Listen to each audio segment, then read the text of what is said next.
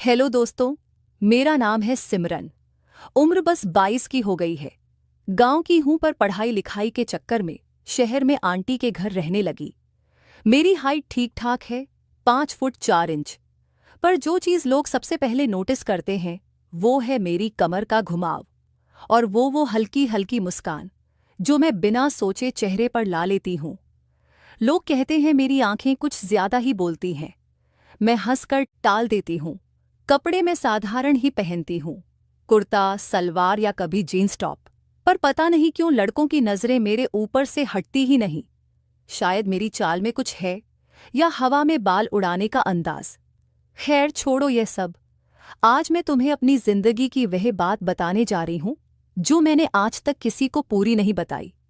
यह बात उस समय की है जब मैं कॉलेज के दूसरे ईयर में थी। आंटी का घर पुराना था, बड़ा सा, पर सिर्फ हम 3 लोग रहते थे। मैं, आंटी और उनके बेटे विक्की भैया। विक्की भैया मुझसे 4-5 साल बड़े थे। नौकरी करते थे किसी प्राइवेट कंपनी में। घर में दिन भर आंटी अपने कामों में व्यस्त रहती।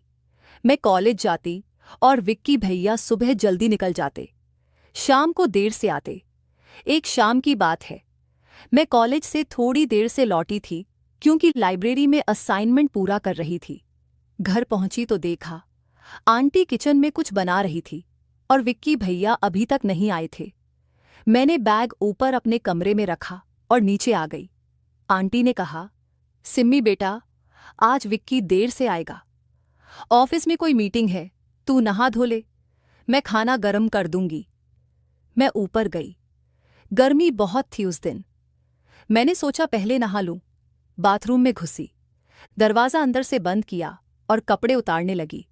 अचानक ध्यान आया कि तौलिया तो मैं भूल गई बाहर लटकाना। मैंने सिर्फ स्लिप पहनी हुई थी, ऊपर से कुछ नहीं। सोचा जल्दी से जाकर तौलिया ले आऊं। दरवाज़ा खोला तो सामने विक्की भैया खड़े थे। शायद वह भी अभी अभी आए थे और अपना कमरा बदलने आए थे। हम दोनों एकदम से रुक गए। मेरी स्लिप थोड़ी पतली थी, गीले बालों से पानी टपक रहा था चेहरे पर। विक्की भैया की नज़र एक पल को मेरे कंधों पर ठिठकी, फिर जल्दी से नीचे देख लिया। सॉरी सिम्मी, मुझे नहीं पता था तू। वो हकलाए। मैंने हंसकर कहा, कोई बात नहीं भैया, मैं ही भूल गई तौलिया। आप अपना कमरा बदल लीजिए। मैं 2 मिनट में और मैं तौलिया लेकर फिर बाथरूम में घुस गई। दिल थोड़ा तेज धड़क रहा था, पता नहीं क्यों। शायद पहली बार किसी लड़के के सामने ऐसे खड़ी हुई थी। नहाकर नीचे आई तो विक्की भैया सोफे पर बैठे मोबाइल देख रहे थे। मैंने साधारण कुर्ता सलवार पहना था, पर गले में थोड़ा गहरा कट था। मैं उनके पास बैठ गई। आंटी अभी किचन में थी। भैया आज मीटिंग कैसी रही? मैंने बात शुरू की। बस वैसी ही, बॉस ने सबको लंबा लेक्चर दिया, वो बोले और मेरी तरफ देखा। थोड़ा मुस्कुराए। तू कॉलेज में क्या कर रही थी इतनी देर? असाइनमेंट था। लाइब्रेरी में बैठी रही, मैंने कहा और अपने गीले बालों को पीछे किया। उसके बाद हम दोनों सामान्य बातें करने लगे, पर मुझे लगा उनके लहजे में कुछ अलग था। वह मेरी हर बात पर थोड़ा ज्यादा ध्यान दे रहे थे, मेरी हंसी पर ज्यादा देर तक मुस्कुरा रहे थे। मैं भी मजे ले रही थी। पहली बार किसी लड़के से ऐसे खुलकर बात कर रही थी। रात का खाना हम तीनों ने साथ खाया। आंटी जल्दी सोने चली गई क्योंकि उन्हें सुबह मंदिर जाना था। मैं और विक्की भैया हॉल में बैठे टीवी देख रहे थे। एक पुरानी फिल्म लगी हुई थी। उसमें हीरो हीरोइन जंगल में फंस जाते हैं और एक छोटी सी झोपड़ी में रात बिताते हैं। मैंने सोचा कुछ बोलूं। भैया, यह हीरोइन कितनी बेवकूफ़ है ना, अकेले जंगल में चली गई। विक्की भैया हंसे। हाँ, पर हीरो तो स्मार्ट है, मौका मिल गया उसे। मैंने बनावटी गुस्सा किया। कैसा मौका? अरे वही अकेले रहने का। वो मजाक में बोले। मैंने तकिया उठाकर उन्हें मारा। आप भी ना भैया बिल्कुल गलत सोचते हैं। पर अंदर से मुझे मजा आ रहा था। उनकी बातों में वह मसाला था जो लड़कियां सुनना पसंद करती हैं, पर मानती नहीं। हम देर तक बैठे रहे। बातें होती रहीं, कभी कॉलेज की, कभी उनके ऑफिस की, कभी बचपन की शरारतों की। मुझे लगा विक्की भैया मुझे पहले से ज्यादा पसंद करने लगे हैं, पर मैंने सोचा बस भाई बहन वाला है। धीरे धीरे दिन ऐसे ही बीतने लगे। सुबह मैं कॉलेज जाती, शाम को लौटती तो विक्की भैया कभी कभी पहले आ चुके होते। हम दोनों की बातें बढ़ती गईं। कभी वह मेरे लिए चाय बना देते, कभी मैं उनके लिए कॉफ़ी। आंटी खुश रहती, कहती, देखो दोनों बच्चे कितने अच्छे से रहते हैं।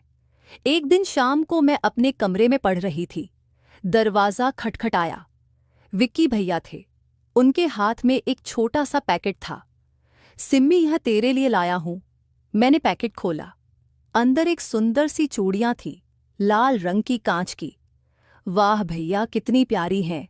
क्यों लाए? बस ऐसे ही। देखा तो लगा तेरे हाथों में अच्छी लगेंगी। मैंने तुरंत पहन ली। खन खन की आवाज आई। मैंने हाथ हिलाकर दिखाए। देखो कैसे बज रही हैं। विक्की भैया मुस्कुराए। उनकी नज़र मेरे हाथों से होते हुए चेहरे पर आई। बहुत सूट कर रही हैं। उस रात मैं सो नहीं पाई। चूड़ियां हाथ में पहने पहने लेटी रही। सोचती रही कि विक्की भैया मुझे सच में बहन जैसा मानते हैं या कुछ और। पर मैंने खुद को समझाया, अरे वह तो बड़े भाई जैसे हैं, ज्यादा मत सोच। फिर दिन ऐसे ही चलते रहे। हमारी बातें गहरी होती गईं। वो मुझे अपनी ऑफिस की गसिप बताते, मैं उन्हें कॉलेज की। कभी कभी रात को देर तक बात करते। एक रात बहुत देर हो गई थी। आंटी सो चुकी थी। हम हॉल में बैठे थे। बाहर हल्की हल्की ठंडी हवा चल रही थी। मैंने शॉल ओढ़ रखी थी। विक्की भैया ने अचानक कहा, सिम्मी, तू कभी किसी को पसंद करती है क्या? मैं चौंकी। क्यों भैया? बस ऐसे ही। कॉलेज में कोई लड़का वगैरह है? मैं शर्मा गई। नहीं भैया, कोई नहीं। सच में वो हंसे।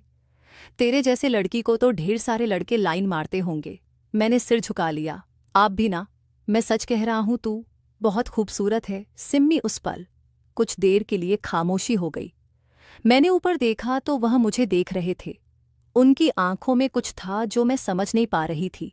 मैंने जल्दी से टॉपिक बदल दिया। भैया चलो सोइंग, कल आपको ऑफिस जाना है। पर उस रात के बाद कुछ बदल गया। हमारी नजरें मिलती तो ज्यादा देर तक टिकती। बातें करते वक्त हाथ छू जाते तो मैं सहर जाती। मैं समझ नहीं पा रही थी कि यह क्या हो रहा है। एक तरफ मुझे डर लगता था, दूसरी तरफ मजा भी आ रहा था। धीरे धीरे विक्की भैया मेरे और करीब आने लगे। कभी मेरे बाल ठीक कर देते, कभी मेरे कंधे पर हाथ रखकर कुछ बताते। मैं रोकती नहीं थी। मुझे अच्छा लगता था, पर मैंने कभी कुछ गलत नहीं होने दिया। बस वो हल्की हल्की छुआ, वो नजरें, वो मुस्कान। एक दिन आंटी को उनके मायके जाना पड़ा, 3-4 दिन के लिए। घर में सिर्फ मैं और विक्की भैया। पहली शाम थोड़ी अजीब लगी। मैंने खाना बनाया, हमने साथ खाया, फिर हॉल में बैठे। विक्की भैया ने कहा, सिम्मी आज कोई फिल्म देखें? मैंने हाँ कह दिया। हमने एक रोमांटिक फिल्म लगाई। फिल्म में काफी सीन थे। मैं थोड़ी असहज हो रही थी। विक्की भैया पास बैठे थे। अचानक उन्होंने मेरे हाथ पर अपना हाथ रख दिया। मैंने हाथ नहीं हटाया। फिल्म खत्म हुई। लाइट्स बंद थी, सिर्फ टीवी की रोशनी थी। विक्की भैया ने धीरे से कहा, सिमम्मी, मैं तुझसे कुछ कहना चाहता हूं। मेरा दिल जोरों से धड़कने लगा। मैं चुप रही। मुझे लगता है मैं तुझसे वो रुके। मैंने सांस रोकी। सिम्मी तो मेरी प्यारी बहन है, बहन की तरह नहीं, उससे कहीं ज्यादा। मैं एकदम से उठ खड़ी हुई। भैया ये आप क्या कह रहे हैं? सच कह रहा हूं। मैं काफी दिन से सोच रहा था। मैं जानता हूं गलत है, पर मैं रोक नहीं पा रहा। मैं रोने लगी। भैया प्लीज, हम गलत कर रहे हैं। आप मेरे भाई जैसे हैं। वो भी परेशान हो गए। सॉरी सिममी। मैंने सोचा तू भी शायद। मैं ऊपर अपने कमरे में भाग गई, दरवाज़ा बंद कर लिया। पूरी रात सो नहीं पाई। सुबह हुई तो विक्की भैया ने दरवाज़ा खटखटाया। मैंने खोला। वो बहुत उदास लग रहे थे। सिम्मी, मैं जा रहा हूँ, दोस्त के यहाँ रहूंगा जब तक मम्मी नहीं आ जाती। मैंने बहुत बड़ी गलती की, माफ़ कर दे। मैं कुछ नहीं बोली। वो चले गए। 3 दिन बाद आंटी लौटी। मैंने कुछ नहीं बताया। विक्की भैया भी लौट आए। पर अब सब कुछ बदल गया था। हम एक दूसरे से नजरें मिलाने से बचते। बात कम हो गई। मैं कॉलेज में व्यस्त रहने लगी। विक्की भैया भी ऑफिस में ज्यादा समय बिताने लगे। कुछ महीने बाद मुझे एक अच्छी जॉब मिल गई। मैं दूसरे शहर चली गई। विक्की भैया से कभी कभी फोन पर बात होती। अब सिर्फ औपचारिक, आज जब मैं पीछे मुड़कर देखती हूं तो समझ आता है कि वह पल कितने नाजुक थे। एक गलत कदम और जिंदगी बर्बाद हो जाती, पर हम दोनों ने संभाल लिया।